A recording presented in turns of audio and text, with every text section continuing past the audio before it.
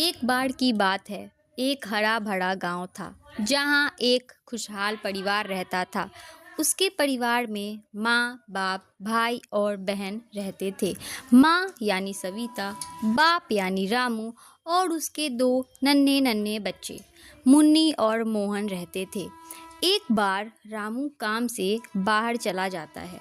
तभी एक दिन सविता और मोहन सामान लाने बाजार जाते हैं और जब वो रात में गांव के रास्ते से लौट रहे होते हैं कि उन्हें चुड़ैल देख लेती है और तब उसे पता चलता है कि सिर्फ मोहन ही है जिसकी बलि चढ़ा के चुड़ैल इस जंगल और इस गांव से आज़ाद हो सकती है। तब वो सविता को छुरी मार देती है और उसका रूप लेकर मोहन के साथ जाने लगती है, क्योंकि वो मोहन की बलि 2 दिन बाद ही दे सकती थी। फिर वो मोहन के साथ उसके घर चली जाती है।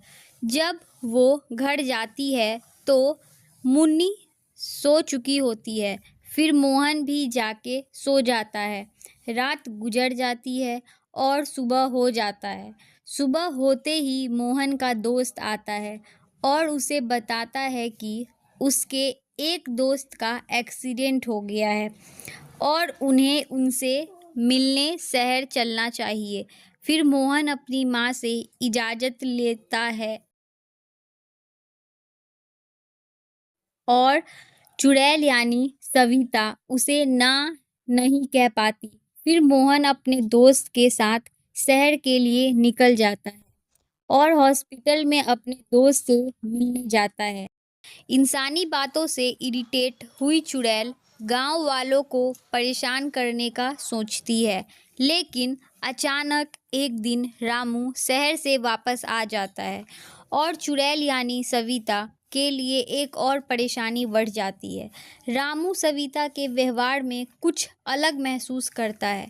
फिर रात हो जाती है। जब मुन्नी और रामू दोनों सो जाते हैं, आधी रात को अचानक छत से किसी की रोने और चिल्लाने की आवाज़ आती है। जब रामू की नींद खुलती है तो उसे वहाँ सविता नहीं दिखती है। वो सोचता है, पर आवाज़ सुनकर वो पहले छत की ओर बढ़ता है। जब रामू छत पर पहुंचता है तो उसे वहां कोई दिखाई नहीं देता और अचानक आवाज़ भी बंद हो जाती है। जब रामू नीचे आता है तो सविता वहां सोई होती है। रामू को कुछ समझ नहीं आता। वो नींद में होता है और फिर सो जाता है। सुबह होती है। कल की तरह आज भी सविता यानी चुड़ैल ने खाना नहीं बनाया था। मुन्नी और रामू बिना खाए अपने काम पर चले जाते हैं। रामू इस बारे में बहुत सोचता है। फिर रात हो जाती है। सब खा के सो जाते हैं। उस रात चुड़ैल गांव वालों को परेशान करने का सोचती है और गांव के हर घर के गेट ढगढगाती है और एक लाचार आवाज़ में मदद के लिए पुकारती है। जो दरवाज़ा खोलता उसे मार देती, जो नहीं खोलता उसके घर जादू टोना करती। फिर सुबह हो गई। इस बात की हलचल पूरे गांव में फैल गई। वो मुन्नी के साथ बहुत अलग व्यवहार करती, जिससे मुन्नी बहुत परेशान थी। उसे लंच भी नहीं देती थी और रामू को खेत में खाना भी नहीं पहुंचाती थी, जिससे परेशान होकर मुन्नी स्कूल से आते समय रामू के पास जाती है और सारी बात बताती है। फिर दोनों सोचते हैं कि आज राज का पता करेंगे। उन्हें रात में भी सविता का बिहेवियर कुछ ठीक नहीं लगता था। वो रहते रहते गायब हो जाती, कभी अचानक आ जाती थी। उस रात अचानक मोहन घर आ जाता है, जिसका किसी को पता नहीं होता। जब मोहन गेट ढगढगाता है तो गेट सविता खोलती है और आज बलि चढ़ाने का आखिरी दिन होता है। तभी वो मोहन को छुरा मार देती है। चुड़ैल उसे अपने घर ले जाती है और मोहन की बलि चढ़ा देती है, जिससे वो अमर बन जाती है। फिर पूरे गांव में तबाही ला देती है। पूरे गांव में सूखा पड़ जाता है। चुड़ैल किसी का रूप लेकर किसी को मार देती है। वो लोगों को अपने वश में करके अपने घर ले जाती थी। पूरे गांव वाले बहुत परेशान थे। सबको उसका सच पता चल जाता है। फिर गांव वाले मिलके एक तांत्रिक बुलाते हैं।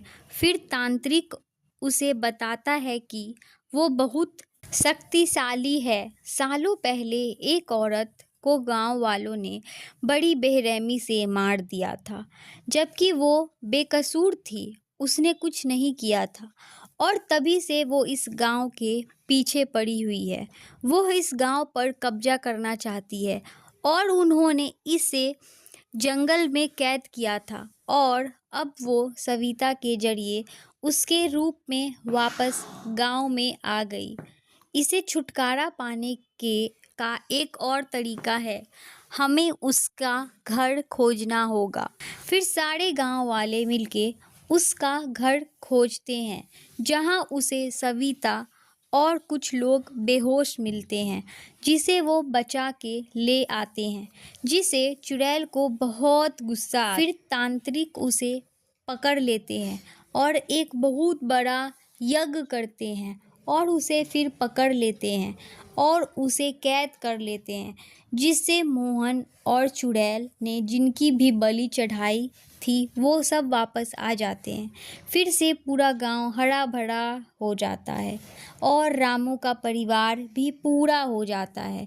फिर सब खुशी से मिलकर रहते हैं। तो इस कहानी से हमें ये शिक्षा मिलती है कि हमें किसी भी परेशानी में साथ मिलकर काम करना चाहिए और हर बात अपने बड़ों को बतानी चाहिए। इससे सारी मुश्किल हल हो जाती है। शुक्रिया।